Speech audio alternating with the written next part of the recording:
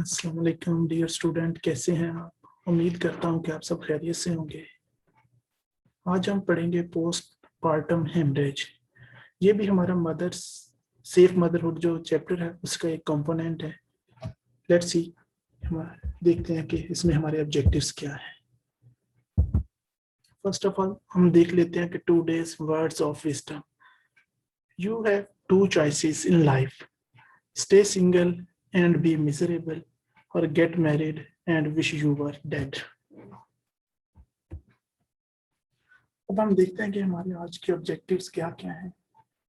By the end of this presentation, the learner will be able to have introduction of postpartum hemorrhage, define postpartum hemorrhage, enlist types of postpartum hemorrhage, highlight the etiology of postpartum hemorrhage, enlist the sign and symptoms of postpartum hemorrhage, explain its prevention, enlist nursing care during postpartum hemorrhage, enlist the benefit of effective treatment of postpartum hemorrhage. Postpartum hemorrhage is a fatal yet common complication of pregnancy. Our best estimate is a gross underestimate. Every year, 200,000 women die from PPH. जो हम estimate लगाते हैं वो हमारे gross under estimate होता है, क्योंकि हर साल almost 2 lakh womens die from PPH, कि हर साल 2 लाख जो औरतें हैं वो पोस्टमार्टम हेमरेज की वजह से उनकी डेथ हो जाती है। All pregnancies are at risk of PPH even if no predisposing factor are present. हर वुमेन, हर औरत इस रिस्क पे है कि वो पीपीएच डेवलप हो सकता है, आल्दो उनमें कोई भी प्री डिस्पोजिंग फैक्टर मौजूद हो या ना हो। Introduction. PPH is a condition in which excessive bleeding from the genital tract at any time following the baby's birth up to 6 weeks after delivery. Hemorrhage may occur before, during, or after delivery of the placenta. The average blood loss following vaginal delivery, cesarean section or cesarean delivery, and cesarean hysterectomy is 500 ml, 1000 ml, and 1500 ml respectively. इसमें क्या है कि जो postpartum haemorrhage है, ये एक ऐसी condition है जिसमें कि बहुत ज़्यादा ब्लड लॉस हो जाता है। कहाँ से? जो जेनिटल ट्रैक्ट है। एनी टाइम बेबी की बर्थ के बाद से लेके 6 वीक तक अगर ब्लड लॉस बहुत ज़्यादा हो जाए तो पेशेंट क्या पीपीएच में जा सकते हैं, पोस्टपार्टम हेमरेज में जा सकते हैं। हेमरेज किसी टाइम भी हो सकती है, बिफोर डिलीवरी, ड्यूरिंग और after delivery of the placenta. Placenta के पहले, दरमियान में या बाद में ये ब्लीडिंग हो सकती है। जो एवरेज ब्लड लॉस है ड्यूरिंग वेजाइनल डिलीवरी और सिजेरियन डिलीवरी या सिजेरियन हिस्टेरेक्टमी कितनी, अगर तो 500 ml, 1000 ml and 1500 ml respectively हो जाए तो उसको हम लेबल कर देते हैं कि patient is in postpartum haemorrhage. Postpartum haemorrhage है, ये जो तस्वीर दिखाई गई कि देखें, इसमें जो है ये प्लेसेंटा जो उसके साथ अटैच है यूट्रस की वॉल्स के साथ, और ब्लड जो है उसमें काफी ज्यादा जमा हो जाए और वो जेनिटल ट्रैक्ट जो है वजाइना के थ्रू वो जो है निकल रहा है। Definition. Bleeding from genital tract more than 500 ml following vaginal delivery and 1000 ml following cesarean section is called postpartum hemorrhage. Bleeding जो है अगर आफ्टर वेजाइनल डिलीवरी और सिजेरियन सेक्शन के बाद 500 ml या 1000 ml से ज्यादा हो जाए या ऑलमोस्ट उतनी हो जाए तो उसको हम क्या कहते हैं? Postpartum haemorrhage. Constant trickling of blood after delivery, blood loss sufficient to cause hemodynamic instability, it is unpredictable, be prepared. इसमें क्या होता है कि जो कम ब्लड होता है वो कांस्टेंट ट्रिकलिंग होती रहती है डिलीवरी के बाद, स्लो जो ड्रिबलिंग से या ड्रॉप ब्लड निकलता रहता है। Blood loss sufficient to cause haemodynamic instable, blood loss इतना हो जाता है कि वो पेशेंट को हेमोडायनेमिकली अनस्टेबल कर सकता है। हेमोडायनेमिकली का मतलब होता है कि पेशेंट के जो प्रेशर्स हैं, ब्लड प्रेशर्स वगैरह, वो ड्रॉप कर सकते हैं, पेशेंट जो है शॉक में जा सकता है। It is unpredictable, be prepared, इसको हम प्रिडिक्ट नहीं कर सकते, इसलिए आपको हर वक्त तैयार रहना होता है। नेक्स्ट हम देखते हैं टाइप्स ऑफ पीपीएच के, पोस्टमार्टम हेमरेज की टाइप्स कौन कौन सी हैं। Basically, there are two types of postpartum hemorrhage: primary postpartum hemorrhage and secondary postpartum hemorrhage. Primary postpartum hemorrhage क्या है? Hemorrhage occur within 24 hours following the birth of baby. Primary PPH involving an estimated blood loss of 500 to 1000 ml, and in the absence of clinical sign of shock, should prompt basic measures: close monitoring, intravenous access, full blood count grouping, and screen to facilitate resuscitation should it become necessary. Basically ये कि जो primary postmortem haemorrhage है उसमें क्या है कि ये जो ब्लीडिंग है या हेमरेज है ये with in 24 hours after the birth of the baby होती है। प्राइमरी पोस्टमार्टम हेमरेज में क्या जो एस्टिमेटेड ब्लड लॉस होता है वो 500 ml से लेकर 1000 ml तक हो सकता है, बगैर किसी clinical sign and symptoms show किए कि पेशेंट शॉक में जा सकता है या नहीं जा सकता। And should prompt basic measures, और जो हमें प्रॉम्प्ट फॉरन जो बेसिक मेजर्स है उनको देखना, क्यों क्या देखनी होगी, क्लोज मॉनिटरिंग करनी होगी पेशेंट की, इंट्रावेनस एक्सेस लेनी होगी, फुल ब्लड काउंट, हमें पेशेंट को जो फुल ब्लड काउंट होता है जिसको हम सीबीसी भी कहते हैं, कंप्लीट ब्लड काउंट, वो करवाना होगा ताकि हम असेस कर सके जो पेशेंट को ब्लड लॉस हो, कहीं पेशेंट का हीमोग्लोबिन ड्रॉप तो नहीं कर रहा। अगर ज्यादा हीमोग्लोबिन ड्रॉप कर जाए तो हमें ब्लड ट्रांसफ्यूजन की भी जरूरत पड़ सकती है। उसकी ग्रुपिंग एंड स्क्रीनिंग भी करवानी होती है। अगर हमें पेशेंट को ब्लड ट्रांसफ्यूजन की जरूरत पड़े तो हमें पता होना चाहिए कि पेशेंट का ब्लड ग्रुप क्या है और उसकी स्क्रीनिंग है, उसके जो सीरोलॉजी, हेपेटाइटिस बी, सी और HIV की सीरोलॉजी होनी चाहिए ताकि जो डोनर दे रहा है ब्लड उसमें ये चीजें मौजूद तो नहीं है। To facilitate resuscitation should it become necessary. जो सेकेंडरी पीपीएच उसमें haemorrhage occur beyond 24 hours and within puerperium also called delayed or late perpural hemorrhage. Secondary PPH में क्या होता है कि जो हेमरेज होती है वो 24 आवर के बाद होती है, इसको हम डिलेड परप्यूरल हेमरेज भी कहते हैं। एटियोलॉजी, अब हम देखते हैं कि इसकी क्या क्या एटियोलॉजी हो सकती है, इसकी क्या क्या काजेस हो सकती हैं। बेसिकली इसकी कॉजेज के लिए हम 4 T's जो होती है ना उनको याद रखते हैं। सबसे पहले क्या है? टोन, ट्रॉमा, टिश्यू और थ्रोम्बस। अगर तो कॉज टोन से क्या है? यूट्राइन और अटॉनी। इसमें क्या है, इसका इंसिडेंस जो है 70% होता है और इसमें ये होता है कि वो यूट्रस जो होती है डिलीवरी के बाद अनएबल टू कॉन्ट्रैक्ट, कि उसमें फ्लू और या ब्लड वगैरह इतना जमा हो जाए कि वो कॉन्ट्रैक्ट नहीं हो रही होती। ट्रॉमा 20% होता है और ट्रॉमा में ये होता है कि जब बेबी की डिलीवरी होती है या असिस्टेड डिलीवरीज करवाते हैं तो जो जेनिटल ट्रैक्ट होता है कि अगर वो उसमें ट्रॉमा हो जाए तो वहां से भी पेशेंट जो है ब्लीड कर सकता है। टिश्यू रिटेन टिश्यूज या रिटेन प्लेसेंटा, अगर after delivery of baby and placenta अगर कोई उसका पार्ट रह जाए प्लेसेंटा का, उसमें की वॉल के साथ अटैच उसकी हो और वो वहीं पे ही रह जाए तो वो भी ब्लीड कर सकता है।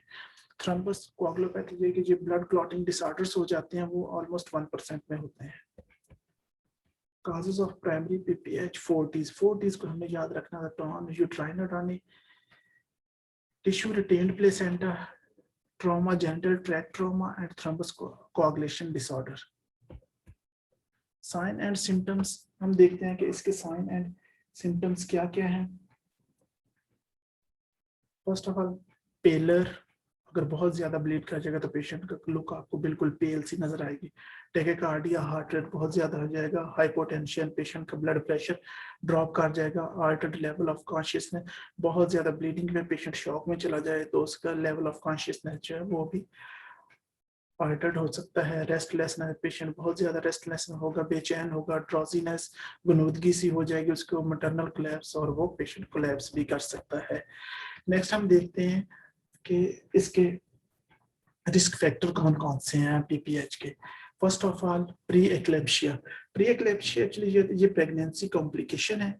इसमें जो है जो ब्लड प्रेशर होता है वो यूजुअली रेज होना शुरू हो जाता है, और ये मोस्टली जो होता है 20 वीक्स ऑफ प्रेगनेंसी के बाद ब्लड प्रेशर बढ़ना शुरू हो जाता है, जो मोस्टली जो ऑर्गन्स को भी अफेक्ट करना शुरू कर देता है। सेकेंडली है नल पैरिटी। नल पैरिटी में जो है वुमेन जो होती है जो ना तो कभी can not conceive and cannot give birth to a child. Multiple gestation pregnancy with more than one fetus. इसमें ये होता है कि जो प्रेगनेंसी होती है उसमें मोस्टली तो जो प्रेगनेंसी एक ही फीटस होता है ना, एक ही बेबी डिलीवर करती है, मगर जो होती है मल्टीपल जेस्टेशन उसमें ये होता है कि एक से ज्यादा फीटस हो सकते हैं, जिसको हम ट्विंस भी कहते हैं। अगर 3 हो तो ट्रिपलेट होते हैं, अगर 4 हो तो उसको हम क्वाड्रुप्लेट्स कहते हैं। Previous caesarean section. अगर तो प्रीवियस सिजेरियन सेक्शन हो तो वो पेशेंट भी जो होता है प्रोन होता है कि वो पीपीएच में जा सकता है। Prolong third stage labour more than 30 minute. अगर वैसे तो जो थर्ड स्टेज लेबर होती है वो 5 to 15 to 20 मिनट्स तक होती है, अगर वो ज्यादा प्रोलॉन्ग हो जाए, मोर देन 30 मिनट्स तक चली जाए या इससे भी ज्यादा हो जाए, तो वो पेशेंट भी रिस्क होता है कि पेशेंट पीपीएच में जा सकता है। Assisted delivery. अगर डिलीवरी असिस्टेड डिलीवरी का मतलब ये होता है कि अगर फोर्सेप्स डिलीवरी जो होती है, अगर उनके साथ असिस्ट किया जाए बेबी को डिलीवर कराने के लिए, तो उससे भी जो जेनिटल ट्रैक्ट होते हैं उसका ट्रॉमा हो सकता है और पेशेंट पीपीएच में जा सकता है। नेक्स्ट है ग्रैंड मल्टीपैरिटी। इसमें women who have previously give birth multiple time। जो वुमेन मल्टीपल टाइम प्रेग्नेंट हो और डिलीवरी करें उनमें भी चांस हो सकता है। Placenta previa. अगर प्लेसेंटा प्रीविया होगा, प्लेसेंटा प्रीविया का मतलब ये होता है कि प्लेसेंटा वो बिल्कुल जो सर्विक्स की ऑस होती है उसके ऊपर आया होता है और बेबी उसके बाद होता है। वैसे तो नॉर्मली जो तक पहले बेबी तो फिर प्लेसेंटा डिलीवर करते हैं, मगर अगर प्लेसेंटा उससे पहले हो तो वो भी एक पीपीएच में जाने की कॉज हो सकती है, और जिस सिजेरियन सेक्शन इसकी इंडिकेशन होती है। पॉलीहाइड्रोमेनियस में पॉलीहाइड्रोमेनियस क्या होता है? इसमें अगर जो एमनियोटिक फ्लूइड्स होता है जो कि उसमें मौजूद होता है यूट्रस में, अगर तो उसका जो वॉल्यूम है more than 2000 ml at any period of gestation जो होता है प्रेगनेंसी के दौरान उसका बढ़ जाए, तो इसको हम पॉलीहाइड्रोमेनियस कहते हैं। एपिजियोटमी एक्चुअली ये एक सर्जिकल इंसिजन लगाया जाता है on the premium and posterior vaginal wall during second stage of labour. Second stage of जब लेबर होती है उसमें वो प्रोग्रेस नहीं कर रही होती डिलीवरी के लिए, तो उसमें जो होता है वो सर्जिकल इंसिजन लगाते हैं कहाँ पे? प्रीमियम और पोस्टीरियर वजाइनल वॉल पे, ताकि बेबी को डिलीवर किया जा सके। प्रिवेंशन में क्या है? PPH can not always be prevented. PPH को हम हमेशा प्रिवेंट नहीं कर सकते। होवेवर the incidence and especially its magnitude can be reduced substantially and assessing the risk factor and following the guidelines as mentioned। इसमें ये होता है कि हम जो है इंसिडेंस और स्पेशली मैग्नीट्यूड जो है इसको हम कम कर सकते हैं अगर हम टाइमली उसमें जो रिस्क फैक्टर है उनको कम कर दें। नेक्स्ट देखते हैं हम कैसे कम कर सकते हैं एंटीनेटल पीरियड में। पहले देखते हैं improvement of the health state. उसके कंटिन्यू एंटीनेटल विजिट होने चाहिए ताकि उसके हेल्थ स्टेटस का पता चलता रहे।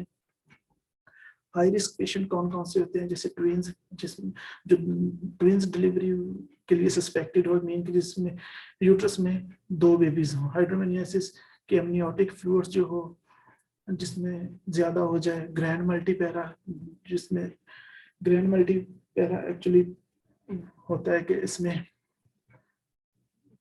मोर देन 2 or 3 टाइम जो डिलीवर हो रहे हैं। Antepartum haemorrhage, history of previous PPH, severe anaemia, ये सारे क्या है? एंटीनेटल में ये है कि अगर इनको हेल्थ स्टेटस का हमें पता हो और ये रिस्क फैक्टर जो अभी बताए गए हैं ये पेशेंट में मौजूद हो, इनको टाइमली अगर असेस किया जाए और मैनेज किया जा सके तो पेशेंट पीपीएच में जाने से हम उनको बचा सकते हैं।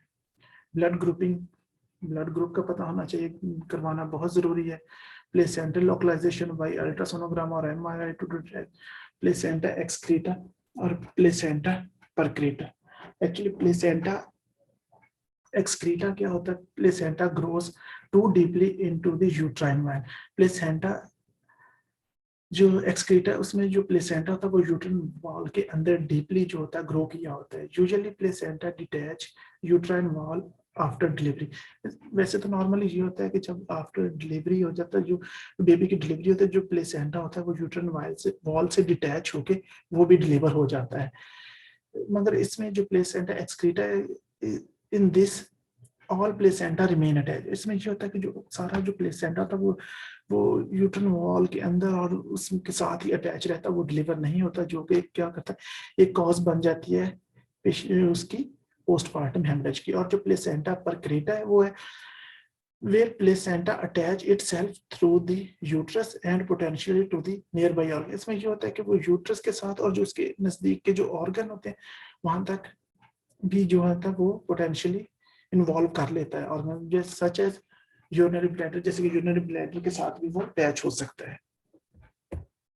इंट्रानेटल क्या है, अब हम देखते हैं कि active management of the third stage. जो थर्ड स्टेज होती है उसमें बहुत एक्टिव मैनेज करना पड़ता है। थर्ड स्टेज जो 5 से लेकर 15 to 20 मिनट्स तक की होती है। अगर प्रोलॉन्ग ये ज्यादा प्रोलॉन्ग हो जाए तो ये क्या कर सकती है, पेशेंट को पीपीएच में कर। केसेस विद इंड्यूस्ड और अगमेंटेड लेबर बाय ऑक्सीटोसिन।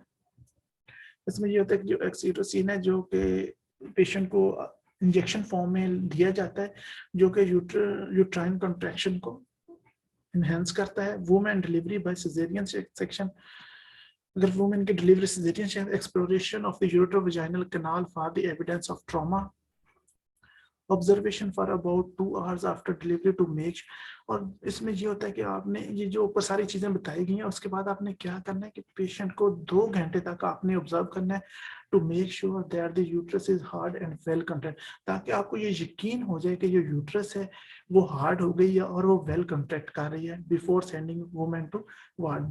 कि वुमेन का मतलब कि पेशेंट को आपने वार्ड में सेंड करने से पहले ये सारी चीजें जो है इनकी आपने अच्छी तरह यकीन दहानी करनी है। एक्सपर्ट ऑब्स्टेटिक एनेस्थेटिस्ट, जो एक्सपर्ट ऑब्स्टेटिक एनेस्थेटिस्ट है उससे भी कंसल्ट करना है during caesarean section, spontaneous separation and delivery of the placenta, reduced blood loss.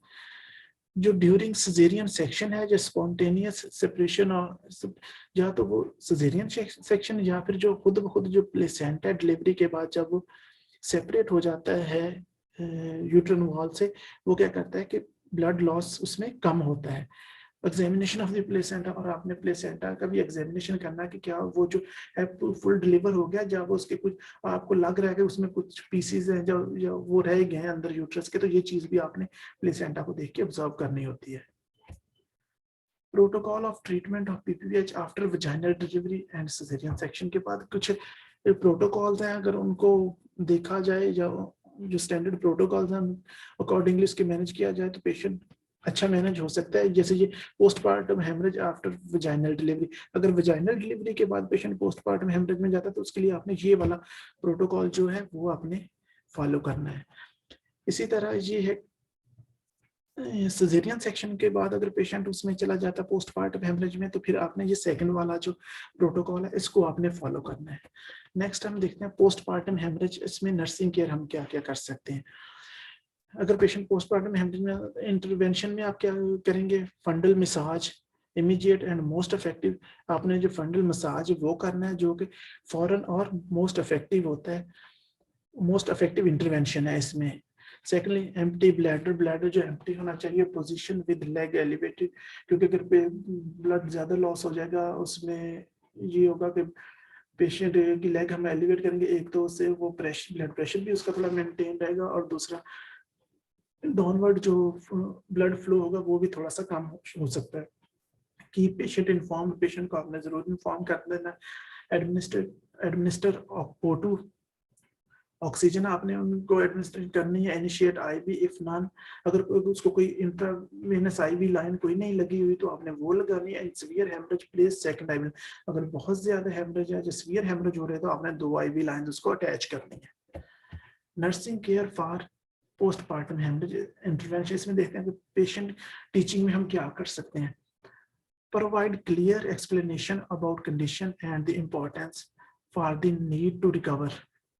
हमने पेशेंट को क्लियर एक्सप्लेनेशन, जो उसकी जो कंडीशन है उसके बारे में क्लियरली बताना है और सेकेंडली ये कि rise slowly to minimise orthostatic hypotension, जो अगर उसको आर्थोस्टैटिक हाइपोटेंशन जो होगी उसको हमने राइज स्लोली टू मिनिमाइज उसको करना है।